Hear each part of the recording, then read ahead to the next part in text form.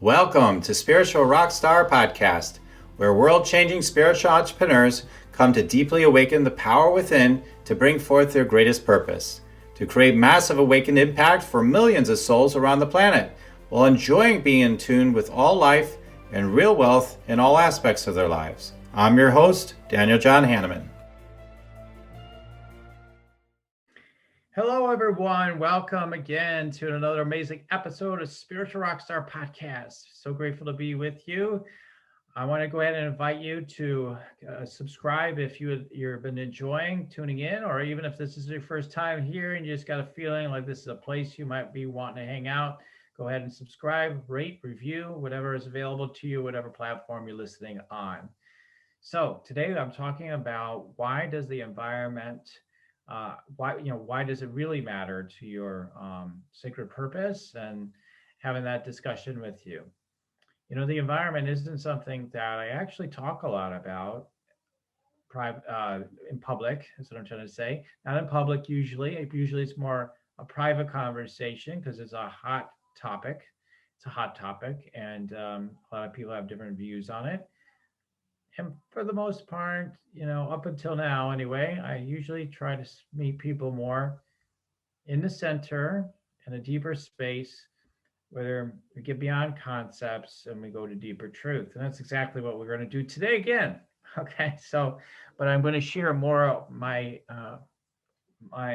perspective also, in terms of perhaps my own viewpoints, my own mental perspectives on the environment, how that interacts with our purpose, etc., and why it's so important.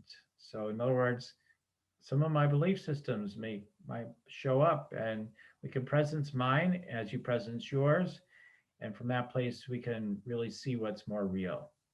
Okay, great. So all right. So with the environment, it's just in general, environment, like if we talk about environment in terms of how people typically look at the environment, which is there's an environment that's called the earth out there, so to speak, and that um, that in this environment, the earth is like the current ideas are that the planet's heating up. It used to be called global warming. I don't really see that term. Personally, I'm not really researching it all the time, but I don't really see that term so much. It used to be called global warming. Now it's called climate change, and it's interesting to me, at least in the mainstream, that the number one thing talked about is global warming, climate change, is kind of the repetitive thing that's constantly um, drilled into the consciousness. So I find it to be interesting because there's something that, of course, there's something there. I'm going to give my perspective on that in a moment. And then there's other environmental issues, like what's happening we're drilling for oil or using natural resources, and the sense of desecrating the earth. Um, Not to mention, you know, what speaks to my heart so much is the way we treat not only the earth itself, but also all the different life forms, including, animals. So we have a lot going on there. That's a huge subject as well. So there's a lot of huge subjects. Is all that the environment? I guess that's debatable, but those are all things that are important to be present with, that might be considered part of environmental issues, right?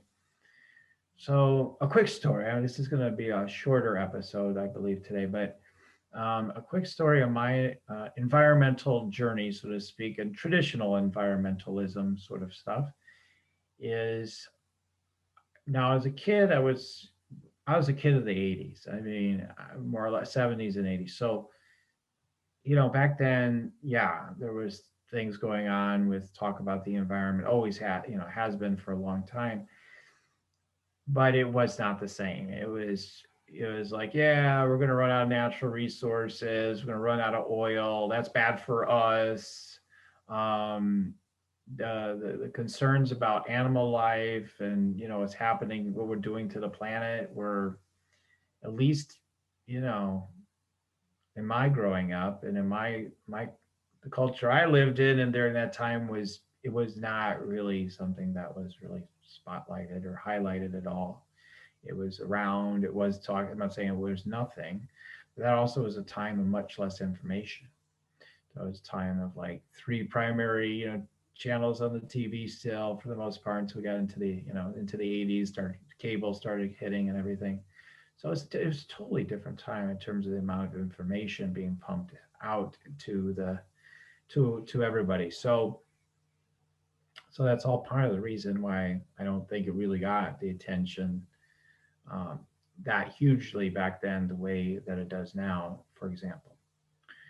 So anyway, so I didn't have big viewpoints about those things as a kid and growing up, but once I got into college, not so much even then, but once I got more into my 20s, I would say. I don't remember this specific moment, but that's more where I started to get into. I know for sure by the time I went through graduate school and was working in social services, basically, that became something that really got my attention with the devastation. There was more and more talk, increasingly got stronger and stronger over the years. Again, it wasn't that it was zero, it was just smaller, much smaller than it is today. There was a lot of talking about the Amazon rainforest being destroyed, how it would disappear in whatever short period of time if we didn't stop what was going on. And there's countless different, items. And how I remember things like with the polar bears, actually some of the same things we talk about today. The polar bears, the ice is disappearing, or they're going to drill. Now it was a lot of time with the pipelines. They want to do an oil pipeline. It's no good. Or they want to build something and it's going to impinge on the environment. So I remember those issues, and it spoke to my heart to do something that it was precious for us to take care of life on this planet, right? So I was part of different environmental groups, and I used to regularly send. They'd say sign this petition and all that. Before it was like really like automate, like so easy on the internet to do all these things. Like you have to sign off on something, put it in an envelope, and then if we were contributing money, you put the money in there. And I did all those things. So I was doing all those things. I did it for whatever amount of time. It was probably whatever, couple of years, maybe longer. I don't know. I was definitely into it. I was reading about it. I was, really being present with it. And I really, at that time, I think what happened is I started seeing some of the proposals, the things they're always like, stop this, stop it. Whatever it was always stop it. And after a while, it just almost came across to me at the time, rightly or wrongly, like they were kind of saying, stop everything, like it was just like, stop everything. This is too much. And um, to the point where, yes, again, right or wrong, my viewpoint at the time was, okay, they're worried that three spotted owls may perish in the building of something new that was taking place, whatever. I don't even remember all the details. And I just started thinking, like, wow, if you really take this environmentalism position to the extreme, we wouldn't. I mean, honestly, to the very extreme, you do nothing. You just kill yourself and be done. Like you say, I'm evil. I can't even exist without impacting the environment. Like, but at that time, I don't think I was to that point. That's more how I started to feel later, to tell you the truth, as the squeeze got stronger and stronger. Because they say, hey, we're it used to be a good thing. We were promoted as you breathe out, you're breathing out to the plants, and the plants give to us, and it's this great, beautiful natural cycle. And then all of a sudden, it's like you're carbon emitting, you're killing all the plant, you're like a parasite, almost kind of energy, right? So over the years, that idea built up. If we're honest, there's a at least you got to say at least an undercurrent of this idea going on, even if you don't believe that that's mostly what's being said. So, um, so what did I want to say about this? So I really had a strong counter reaction or action or response to all this sense of stopping everything. And got into metaphysics, and in metaphysics, the idea is with metaphysics and the idea that we're infinite beings and all this, that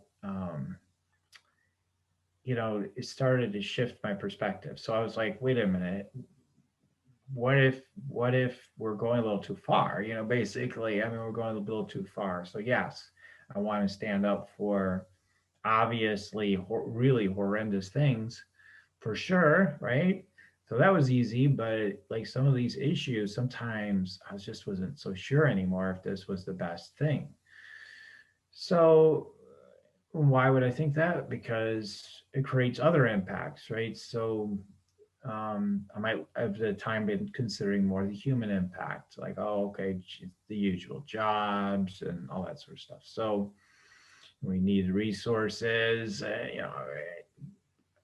think at the time too, there's always like the Saudis control us with the oil. We need to be energy independent and whatnot. And then apparently we were mostly energy independent, for a while there during the Trump administration. At least that's what we were told. I don't, what do I know? But that's just what I was told through so many things that we had developed here in this country, and that dependency wasn't so much anymore. So anyway, I could go on and on. It's a very big subject. So I want to try to get to the center of it, but I want to give you a little bit of background with me and my journey with environmentalism.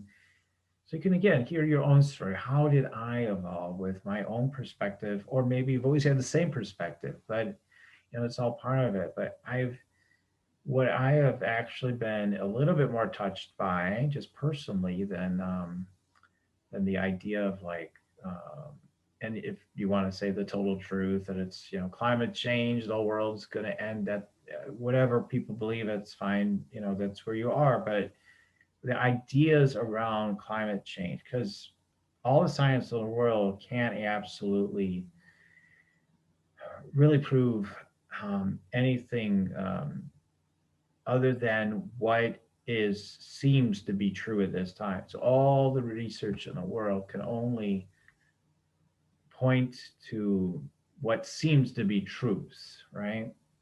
So for the thousands of studies on, say, climate change is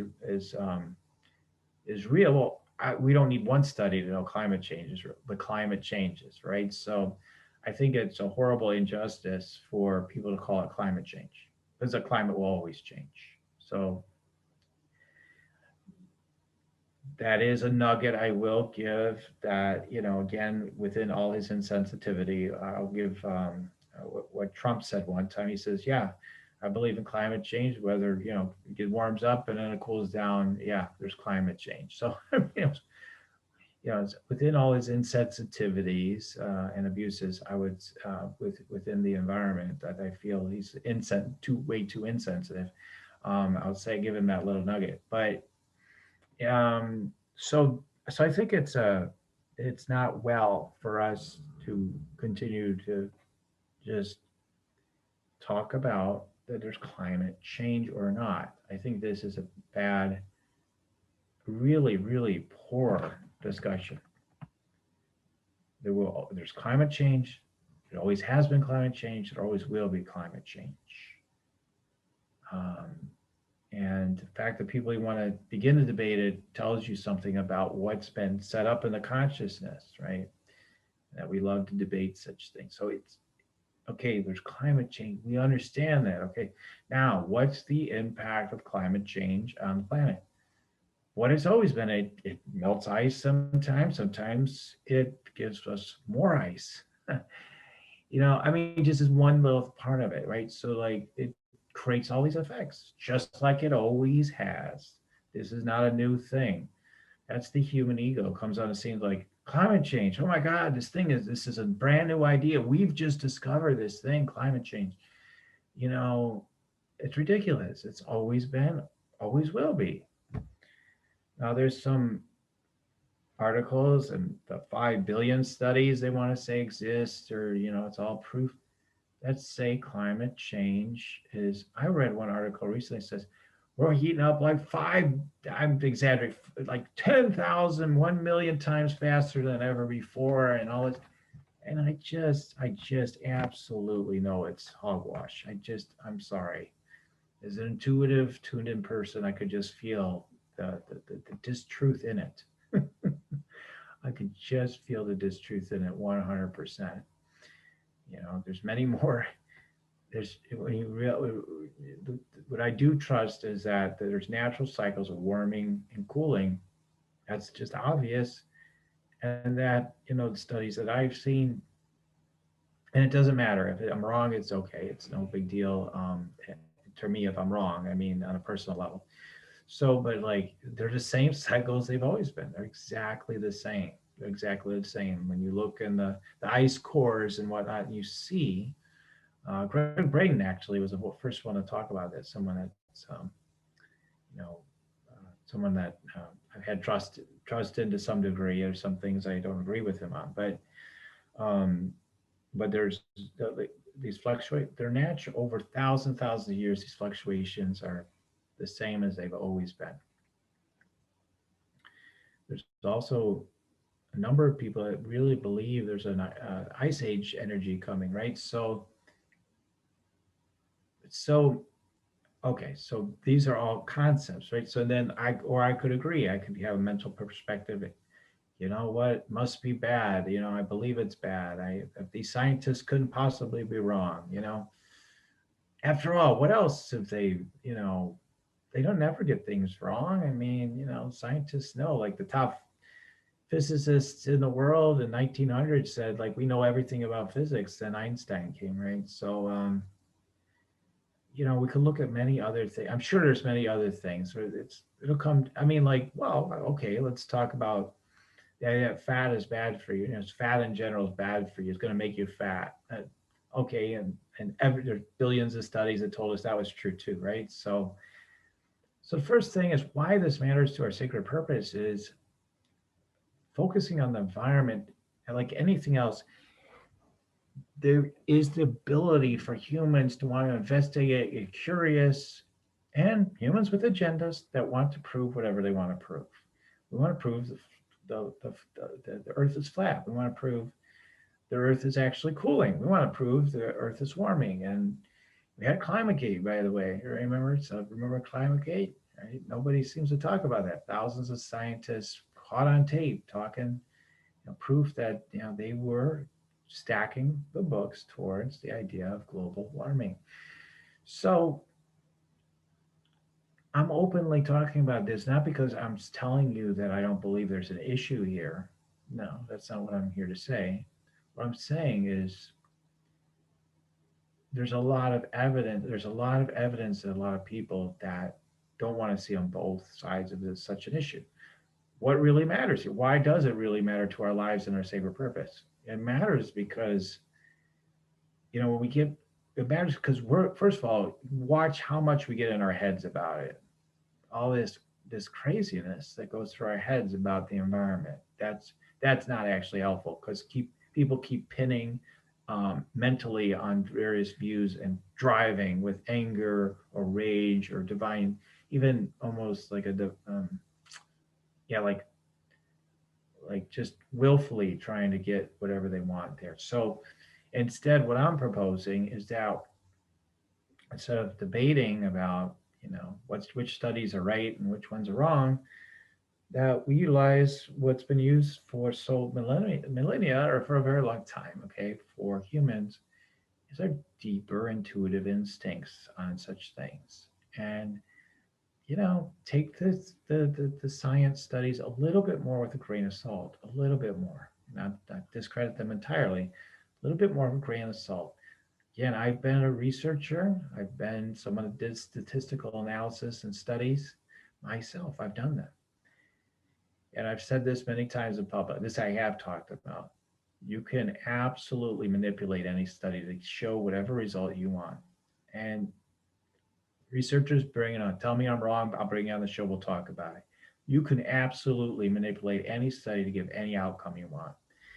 We used to do studies, and when it didn't prove what we wanted it to prove, we say, let's run the numbers another way. Let's redo the studies until we get it to prove what we want it to prove. Studies can prove whatever they want. So you can't rely on studies on any issue, whether it's climate change or anything else. But we need to nurture our relationship with the earth in a very soulful, deep way, and get sensitive to, therefore, to our own essence and being at the same time. It's because it's all interconnected. Us wondering about, in our heads, like, well, what's going to happen? Or, what's the future hold? Are we all going to die in 10 years? You are being controlled by these ideas. This isn't some great cause. This is, in my opinion, okay, my opinion might not matter, but I'm just telling you, my opinion and my truth tells me that this is just, it's part of the divine plan, because whatever's coming out and whatever's happening is part of the divine plan at the same time. But you can be very controlled by these fear ideas. So instead, what's more important than, okay, have this mental position, do what we tell you to do, is to nurture this relationship with the earth, and not to listen to so many outside voices about what they think are happening. Take it a little bit more with a grain of salt. Of course, always listen, always listen, always, always. No matter whether you agree, you disagree, any perspective, you always listen with your whole being. You listen always. You come back into your irreducible center, and you cultivate your relationship with the life force itself, within yourself and within the planet. What do we feel when we hear the planet? We hear the planet trying to speak to us, trying to ask us to come back to more of our simplicity, not to ravage, ourselves and the earth, because it's all one thing. Whatever we're doing to the earth, we're doing to ourselves. It's the same thing. So how are we ravaging ourselves as we ravage the earth? So it is about what we're doing to the earth, but it's about how that reflects on what we're doing to ourselves at the same exact time.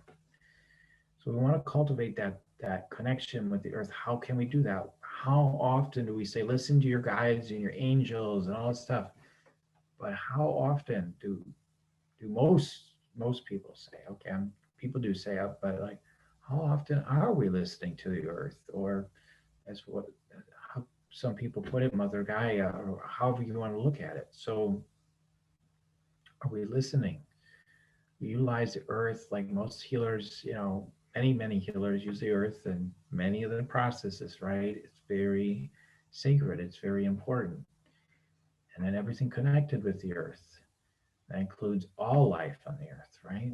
What is our relationship with the earth? What is our relationship with nature? Is it kind? Is it loving? Is it serving the highest good of all? When we're looking to thrive ourselves, is there a way to do that in a way that feels like it's supporting the highest good for all, including the planet and all life on the planet? Is there a way? Now, when we even if it's naturally growing somewhere in nature, right? We pick blueberries from a tree. Are we taking away from the tree? Are we ravaging the earth in irresponsible, horrible ways? Or are we just doing what we feel is going to help us to not be hungry and maybe starve to death, so, we need to eat, right? So we seem to need it. Maybe we don't, like some people say you can live by breath or just staring at the sun. I don't know. I mean, I suppose you could live on anything. I mean, if you chose to. So And then for those that say everything's just a hologram or it's just a matrix, well, yeah, but there's a reverence, there's a truth, something true, something real about this sacredness of life, whether it seems like most life is sort of holographic or not. And so we're meant to honor life. And, this is where we do well to learn from those that have, honored the earth for so long, indigenous people, the old time shamans or whatever, the ones really, really connected with the earth and etc. All these different people that have a lot to share with us, to listen more deeply. And this is how it really matters because as we connect more with the earth, we connect more with ourselves and we connect with each other. We connect with our animal brothers and sisters and their brothers and sisters in plant form, etc. We connect with so much more, including humanity. So from that place, then what wants to happen? Each of us gets to tune in and to know what that our relationship is meant to be, and not to allow others to try to dictate to you what what they believe is like to impose upon you, like, oh, you have to be like this or like that. No, that's just like anything else. No, you can't just tell me what my relationship has to be. Okay, this is how your marriage should be, this is how you should be with your kids. We have enough programs and we don't need more. That's not what's going to bring greater wellness to ourselves and therefore the planet, in my opinion. Okay, so what matters is that we revere the energy of the earth and that we follow our callings from there. So our callings might be to plant some new trees, or is to donate to organizations that like that are planting trees all over the place. I've seen, like maybe you have on social media, where forests were devastated and now they're planting seeds all over the place, and within a short period of time they've got whole new forests.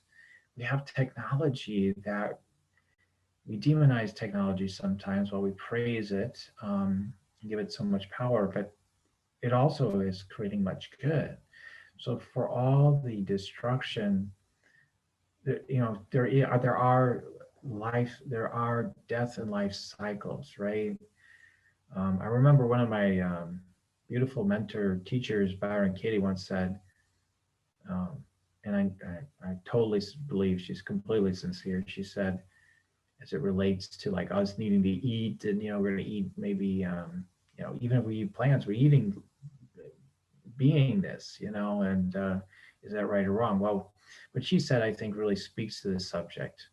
She said, if I knew an eagle needed nourishment and I was a bird, I knew the only way for that eagle to survive was to eat me, I would gladly give my life to that eagle.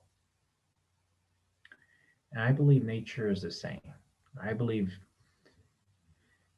whether you believe that we shouldn't, touch animals and all that sort of, it's all about the plants, or just the vice versa, or something, a mix in between. But that I believe, if you die out in the middle of the forest, animals are going to eat you. Okay, so if you're out in the middle of the wilderness and there's a hungry lion, they're going to eat you. I mean, so my point is, it's natural. It is natural. It's part of life.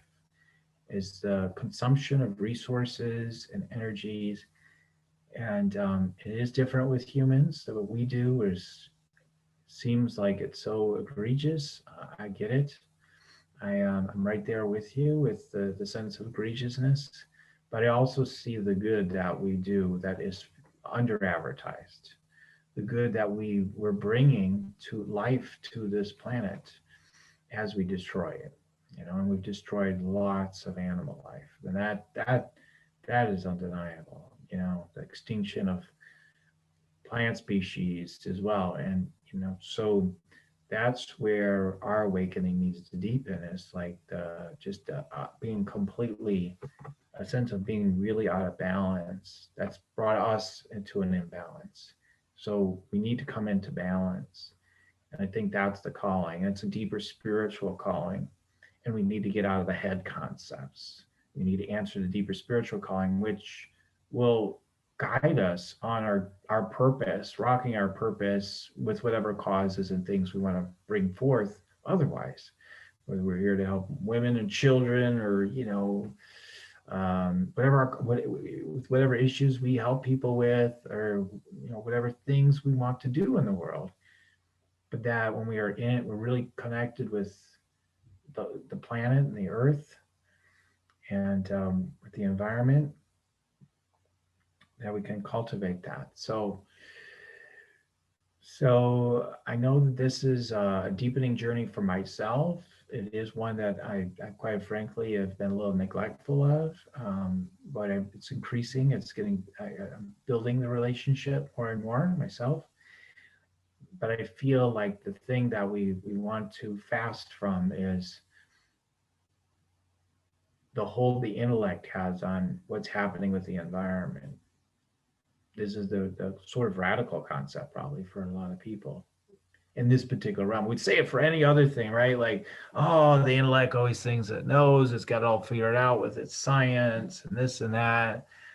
So some other things we might say, like, oh yeah, we see where the ego gets involved there, and the environment, we're just like, because we feel genuinely so much heart connection for the planet, we think, oh, here it's right, it's got to be right because our heart is there. So, but it doesn't.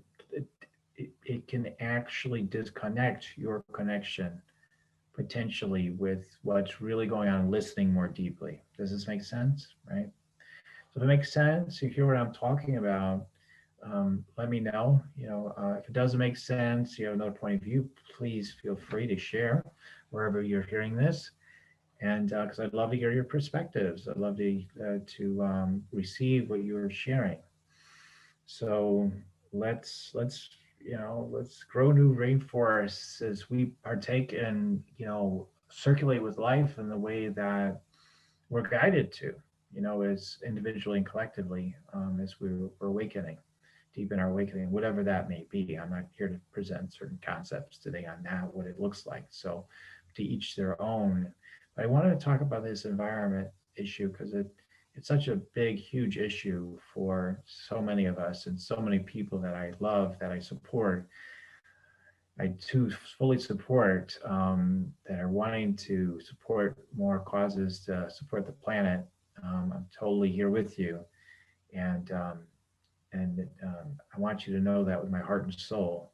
I'm here with you, brothers and sisters, and yet I may not concur with some of the mental standpoints that some of my brothers and sisters on the planet have about what's unfolding, in terms of the specifics. But we want to just come back into wholeness and balance by listening more deeply and responding to what's happening more deeply, rather than just the idea of just stop everything, or who cares, we'll be fine, or then totally selfish and totally insensitive, right? So, but that we're listening and we're mindfully, just being conscious, just the usual, but like really cultivating that consciousness with the earth. Okay, great. Well, I went a little bit longer than I thought I would, but not too much. So again, let me know what you think. It's a pretty basic message, but I think what's kind of radical for some of the people who listen to this broadcast is telling you to stop listening to too much of the headlines and the studies and the concepts around environmentalism, and instead listen with your whole being and your heart, and we'll create balance. We'll deepen into a deeper balance with the earth, just like all beautiful beings have for so long, with no science whatsoever, for a very long time. And so science is great, but again, it's just like everything else, any other function of the mind. It's great when we first let the spirit guide us first. Okay, all right, so that's all I have for today. Keep on tuning in, and we'll keep on rocking it here at Spiritual Rockstar Podcast. Much love and goodbye for now. For listening to Spiritual Rockstar Podcast. Stay tuned for our next upcoming new episodes each Wednesday and Saturday. Please be sure to subscribe, rate, and review to help us to serve you best. As a reminder, you can get your free Meditate and Make Money meditation at www.yoursacredpurpose.com to rock your sacred purpose. Goodbye for now, everybody.